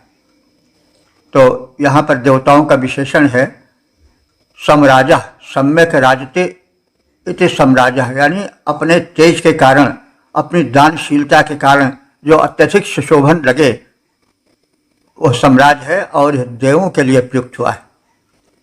वयम आवृणीमहे, हम सब उपासक तुम्हारा वरण करते हैं और हमको यह वर दो कि हम तुम्हारे प्रिय बने रहें। कैसे? पुत्र न माने समान, जैसे पुत्र पिता से प्राप्त करता है, यानी तुम पिता हो और हम पुत्र के समान तुम्हारी कृपा पाते रहें। पुत्र न पुत्र के समान। बहुपायम, बहुतों का पालन करने वाले। तत् धनम, उस धन को आश्याम अश्याम हम तुमसे प्राप्त करें, क्योंकि धन जो है उसी से पालन बहुतों का हो सकता है। तो हम ऐसा धन पावें कि उस धन से हम बहुतों का पालन पोषण कर सकें। यह वैदिक प्रशस्त भावना है। लोग धन इसलिए मांगते हैं कि हम संपन्न हो जाएं, हमारी धाक जम जाए चारों तरफ, हम जैसा चाहें वैसा करें। तो यह धन पाने की राक्षसी वृत्ति है। दैवी वृत्ति क्या है? वो यह है कि हम बहुतों का पालन पोषण समाज कल्याण द्वारा कर सकें। जैसे तमाम लोग देखा जाता है जो धर्म में भी ऐसे हैं जो कि रातों दिन अपना भंडार खोले रहते हैं, भोजन निःशुल्क देते हैं अच्छा सा। ये सामाजिकता है। यही वैदिक भावना है कि हम धन जो है वो परोपकार में लगाएं। तो परोपकाराय शताम विभूत है, कहा भी गया है कि सज्जनों का धन जो है परोपकार के लिए होता है और दुष्टों का धन क्या होता है? दूसरों को सताने के लिए। विद्या विवादाय धनम मदाय शक्ति परेशान परिपीडनाय खलस्य साधो विपरीत में ज्ञानाय दानाय च रक्षणाय। तो सज्जनों का जो धन होता है वो दान के लिए होता है, विद्या ज्ञान के लिए होती है, और दुष्टों की जो यह सब चीज़ें होती, धन विद्या आदि, दूसरों को सताने के लिए होती हैं, दूसरों को फंसाने के लिए होती हैं। तो वही कही जा रही है कि हे भगवान, हे देव, जैसे पुत्र पिता से धन सहज रूप से प्राप्त करता है, वैसे हम तुम्हारी कृपा सहज रूप से प्राप्त करें। तुम्हारे द्वारा दिया हुआ धन वैभव हम सहज रूप से प्राप्त करें ताकि हम सामाजिक कल्याण कर सकें और उस धन को हम पाएं जो समाज के कल्याण में आए। आदित्या, हे आदित्य के पुत्रों, द्वादश आदित्यों, हविर्जुहोता, हवि की आहुति हम दे रहे हैं और इस तुम्हारी उपासना से, आहुति प्रदान से वश्यः अनुशामहे, हम सुख प्राप्त करते रहें। यानी हम तुम्हारे पूजन में आहुति डालें, तुम्हारा पूजन यजन करें और तुम्हारा नाम लेकर समाज में दान धन आदि बांटें और सामाजिक कृत्यों में संलग्न रहें। उस संलग्नता पर भी घमंड न करें, बल्कि तुम्हारी कृपा माने तो हमारा जीवन इस सांचे में ढले। हे ओजस्वी देवताओं, जैसे पुत्र अपने पिता से याचना करता है, वैसे हम तुमसे याचना करते हैं कि बहुतों का भरण पोषण करने वाला धन हम पाएं। हे आदित्यों, आहुति प्रदाता हम आहुतियाँ देते हुए प्राप्त धन की सहायता से सच्चा सुख पाएं, उसका सामाजिक हितों में वितरण करें और उससे हम सुख और संतोष पा करके अपने को धन्य माने। पुत्र पिता से चाहा करता उसका उत्तम धन जैसे, हे तेजस्वी देवों पाएं हम सब तेरा धन वैसे। जिससे पोषण हो बहुतों का हम ऐसा ही धन पाएं। हव्य प्रदाता भक्त तुम्हारे ऐसा धन पाते जाएं। ओम। इस प्रकार से हमने ऋग्वेद के 8वें मंडल के 27वें सूक्त के 22वें मंत्र, 22 मंत्रों का संक्षिप्त अध्ययन किया, संक्षिप्त ज्ञान प्राप्त किया। अब तक ले जितने मंत्र व्याख्यायित हो चुके हैं उनकी संख्या हो चुकी है 6651। यह परम प्रभु की कृपा है और उस कृपा फल के हम अभिलाषी हैं और विनत हैं। इसमें विश्व देवों की प्रार्थनाएं हैं। विश्व देवों के अंतर्गत समस्त देव मंडल आता है। कोई एक देव नहीं बल्कि संपूर्ण देव शक्तियाँ इसमें समाहित रहती हैं। यहाँ पर मुख्य देव शक्तियों का नाम लिया गया है, क्योंकि सबको लिया जाए तो वो तो अनंत है, अगणित है, 33 करोड़ है या और भी अनंत है।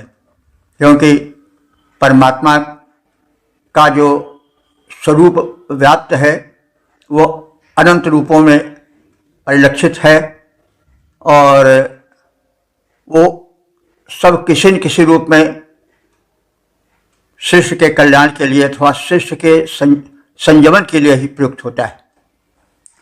हम जहाँ कठोर कृत्य देखते हैं वहाँ भी कहीं न कहीं एक दैवीय अनुशासन रहता है।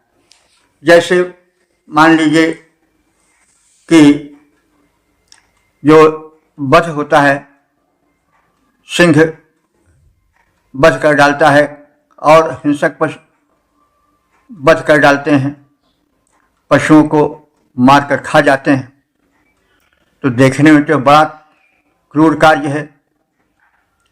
लेकिन अगर ऐसा न हो तो फिर इतने हिरण बढ़ जाएंगे कि रहना मुश्किल हो जाएगा, कहाँ इतना चारा मिलेगा। तो है तो ये ऊपर से देखने में अकरुण कार्य। हम जब देखते हैं जंगल न्यूज़ तो कभी कभी दया आती है कि बेचारा हिरण पानी पी रहा था, घड़ियाल ने उसको खींच लिया, शेर ने घात लगा कर के उसको मार डाला, खा लिया। लेकिन अगर ये व्यवस्था न होती तो दूसरे जो और प्राणी हैं उनकी भूख कैसे बुझती, अथवा जो है शाकाहारी वे इतने बढ़ जाते कि फिर उनके लिए चारा ही न बचता। तो व्यवस्थापक जो है वह व्यापक दृष्टिकोण से कार्य करता है। जैसे खेत में बोया गया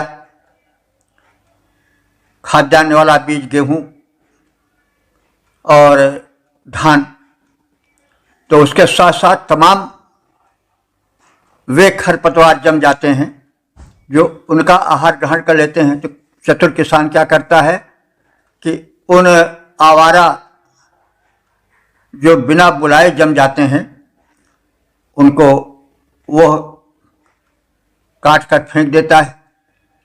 तो सोचो तो भाई, वो तुम्हारा क्या बिगाड़ा था जो तुम उसको काट डाले, फेंक दिए।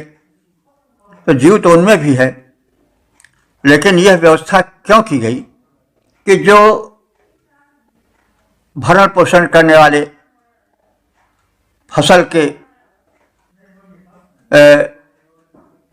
मतलब पौधे हैं वे बढ़ सकें, उससे अनेकों का कल्याण हो। तो इसलिए यहाँ पर यह कृत्य जो है वो है तो संहारक, कि उससे निरपराध जामे हुए जो पौधे हैं उनको उखाड़ कर फेंक दिया गया। लेकिन सूक्ष्म दृष्टि से देखा जाए तो वह कल्याण के लिए है, क्योंकि वे ज़्यादा प्रबल होते हैं। अगर वे साथ छोड़ दिए जाएं तो जो उपयोगी पौधे हैं वो बढ़ ही नहीं पाएं।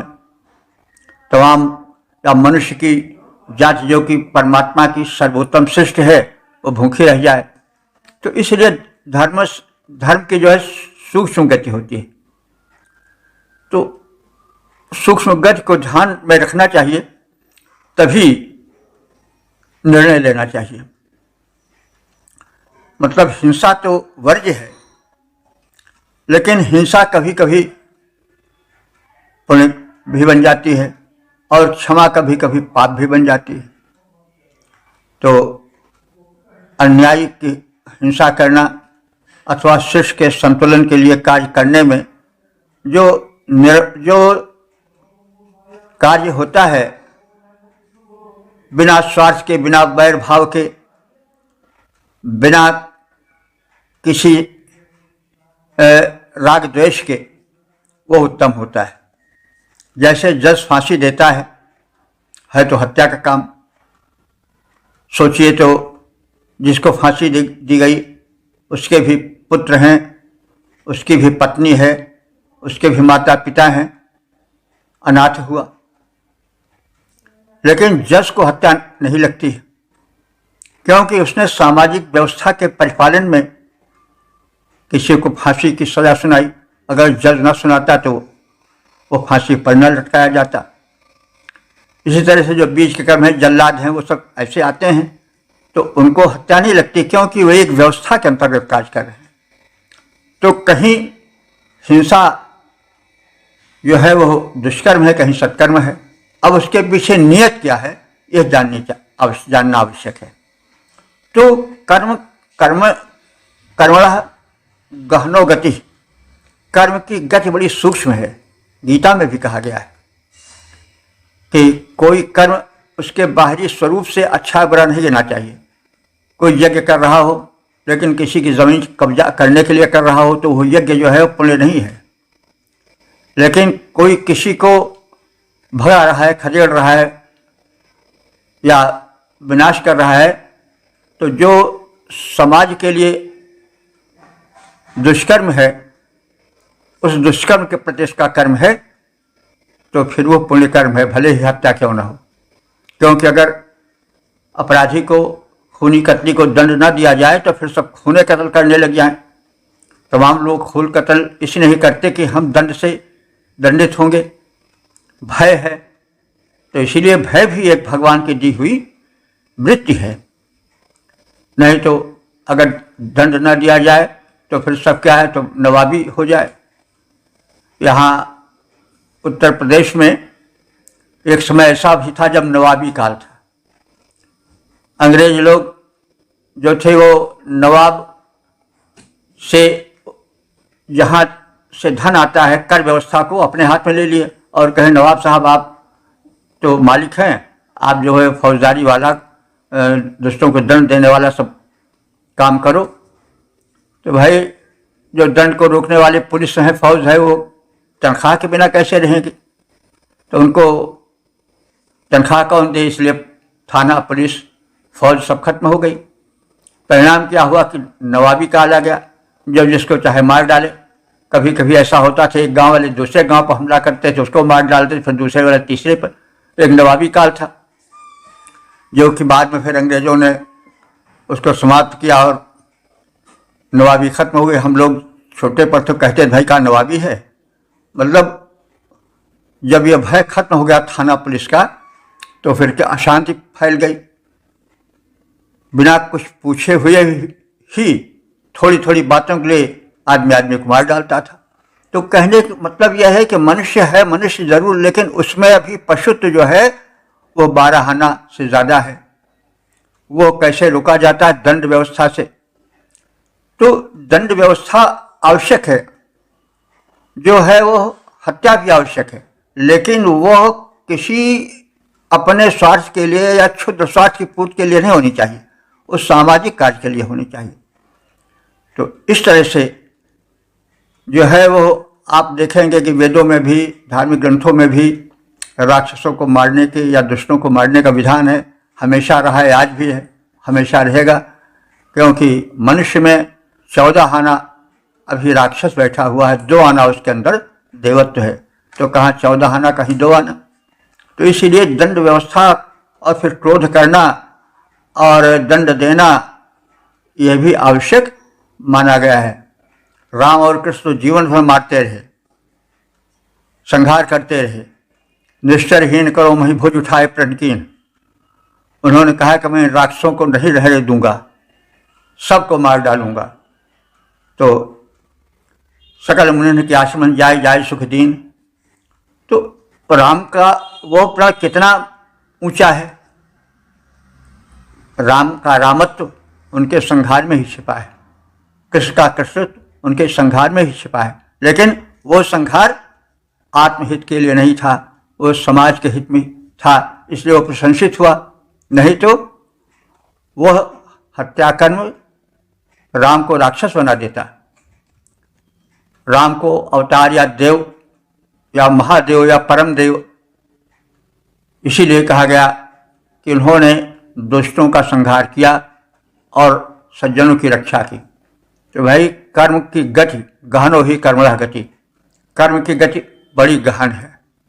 कर्म करते समय विवेक का होना परम आवश्यक है। यदि विवेक नहीं है तो फिर कर्म जो है वो दुष्कर्म हो सकता है, और दुष्कर्म सत। तो इस तरह से, और विवेक है तो दुष्कर्म भी सत्कर्म हो सकता है। इसलिए गीता का अध्ययन आवश्यक है। कभी समय मिला तो गीता का भी हम लोग अध्ययन करेंगे। और गीता का ज्ञान तो अपूर्व ज्ञान है, वो जो है निचोड़ है वेद का। जो वेद का ज्ञान कांड है वो उपनिषद है, और उपनिषद का निचोड़ गीता है। सर्वे उपनिषदो गावः, सारे उपनिषद गाय हैं, और दुग्धा गोपाल नंदन, और जो दुग्धा माने दुहने वाले हैं वो गोपाल नंदन कृष्ण हैं। और फिर गीता का दुग्ध जो है संसार का पोषण करने वाला है। तो कहने का मतलब वेद का यह संदेश है कि वह कर्म जो समाज के हित में है वह सत्कर्म है। जो तुच्छ स्वार्थ को लिए हुए है वो भले ही सत्कर्म हो ऊपर से देखने में, लेकिन वो भीतर से दुष्कर्म है। तो इस प्रकार से हम जो है वह गीता के सूक्ष्म तत्व को देखें। और जैसे अभी कहा गया है इसे समापन के मंत्र में 22वें में छंद रूप में, पुत्र पिता से चाहा करता उसका उत्तम धन जैसे, पुत्र पिता से चाहा करता उसका उत्तम धन जैसे, हे तेजस्वी देवों पाए हम सब तेरा धन वैसे, जिससे पोषण हो बहुतों का हम ऐसा ही धन पाएं। यह नहीं कि हम अपने ही पेट पालने के लिए और ऐश्वर्य के लिए और भोग विलास के लिए, ऐशो आराम के लिए धन पावें, नहीं। ऐसा धन मिले कि जिससे पोषण हो बहुतों का, हम ऐसा ही धन पाएं। हव्य प्रदाता भक्त तुम्हारे, ऐसा तुम्हारे ऐसे धन पाते जाएं। तो हमेशा धन समाजता के लिए हो, परोपकार के लिए हो। और धन रहे बहुत आवश्यक है, लेकिन धन निकृष्ट स्वार्थ की पूर्ति के लिए, दूसरे को परेशान करने के लिए, छल छद्म के लिए न हो। तो यह वेद की महत्वपूर्ण शिक्षा है। वेदाध्ययन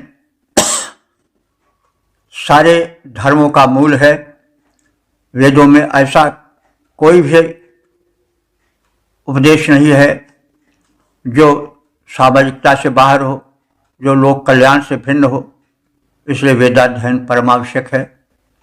हम आप सबसे करबद्ध प्रार्थना करते हैं, वेदाध्ययन करें, प्रचार करें, प्रसार करें और उसके संदेशों को जन जन तक ले जाएं और वेद को वैश्विक धर्म बनाएं, क्योंकि वेदों में कोई संकुचित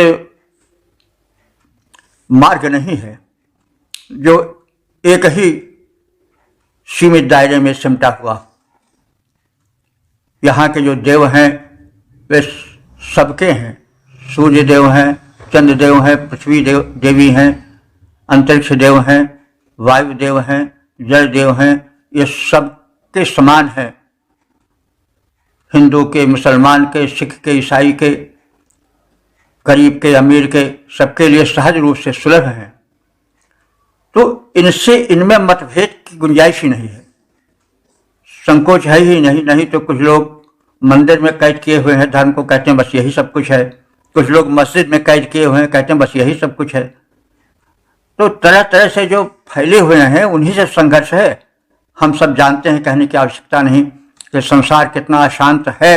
पहले भी था, बहुत रक्तपात हुआ, आज भी रक्तपात हो रहा है। उसके पीछे धर्म है। वो कहते हैं हमारा धर्म अच्छा, वो कहते हैं हमारा है। तो क्योंकि उसमें देवता बटे हुए हैं, पद्धतियां बटी हुई हैं। तो वैदिक धर्म जो है वो सार्वभौम धर्म है। इसके जो देवता हैं वो कहीं बंद नहीं हैं, वे तो सबके आंगन में है, सबके समान रूप से हित का ध्यान रखते हैं। इसलिए ध्यानपूर्वक वेदाध्ययन किया जाए, उसके तत्व को समझाया जाए और विश्व में प्रचार प्रसार किया जाए। और जैसे वन वर्ल्ड गवर्नमेंट की कल्पना की जा रही है, वैसे एक वैश्विक धर्म हो। तो हम ध्यान से देखें तो ये बात स्पष्ट हो जाएगी कि वो धर्म वैदिक धर्म ही है, क्योंकि इसमें ऊंच नीच का, जाति पाति का, देश का, धर्म का कोई एक संकुचित रूप नहीं है, सार्वभौम है। और जब वेद रचा गया, जब वेद मंत्र आए, तो उस समय कोई धर्म नहीं था। न ईसाई धर्म था, न जैन धर्म था, न बौद्ध धर्म था, न ये जो है इस्लाम धर्म था। यह वेद धर्म आया, परमात्मा के द्वारा दिया गया और मानव मात्र के लिए दिया गया। तो इन सब वैज्ञानिक तथ्यों को समझें, वेद के प्रसार में हम अपने को समर्पित कर दें। ओम सर्वे भवन्तु सुखिनः, सर्वे सन्तु निरामयाः, सर्वे भद्राणि पश्यन्तु, मा कश्चित् दुःख भाग् भवेत्।